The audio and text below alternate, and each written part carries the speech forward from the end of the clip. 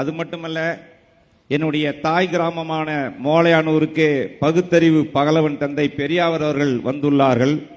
பேரறிஞர் அண்ணா அவர்கள் வருகை புரிந்து எனது பள்ளி நண்பனுக்கு உதயசூரியன் என்று பெயர் சூட்டியுள்ளார்கள். முத்தமிழர் கலைஞர் அவர்கள் வருகை புரிந்து கழகத்தினுடைய கிளை செயலாளர் திரு மனோகரன் அவர்களுடைய திருமணத்தை இங்கே நடத்தி வைத்துள்ளார்கள்.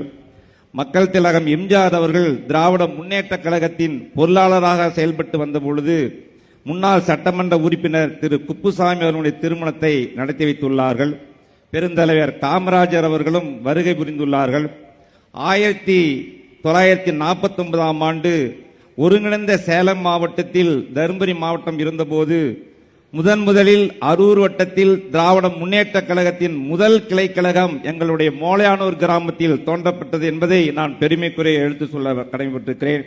இப்படி வரலாற்று சிறப்பு தருமபுரியில் முன்னாள் அமைச்சர் பழனியப்பன் இல்ல திருவிழாவில் தமிழக முதல்வர் மு க ஸ்டாலின் பங்கேற்பு. தருமபுரி மாவட்டம் பாப்பிரெட்டிப்பட்டி சட்டமன்ற தொகுதி முன்னாள் அமைச்சரும் திமுக மேற்கு மாவட்ட கழக செயலாளருமான பழனியப்பன் அவர்களின் இல்ல திருமண விழாவில் இன்று தமிழக முதல்வர் திரு மு க ஸ்டாலின் அவர்கள் பங்கேற்றார். மணமக்களுக்கு மாங்கல்யமும் மணமாலையும் எடுத்து தந்து திருமணத்தை நன்முறையில் நடத்தி வைத்தார்.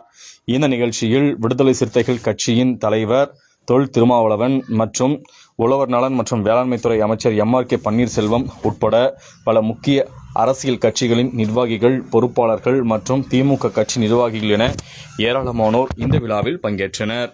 அமைச்சர் அவர்கள் திருமாங்கல்யத்தை மணமக்களுக்கு எடுத்துக் கொடுக்கிறார்கள். அன்பு, புரிதல், பொறுப்பு ஆகியவற்றின் அடிப்படையில் ஒரு புதிய வாழ்க்கை பயணத்தை தொடங்கும் மணமகன் எழில்மரவன், மணமகள் கிருத்திகா இருவருக்கும் திருமணத்தை நடத்தி வைத்து சிறப்பித்திருக்கிறார்கள்.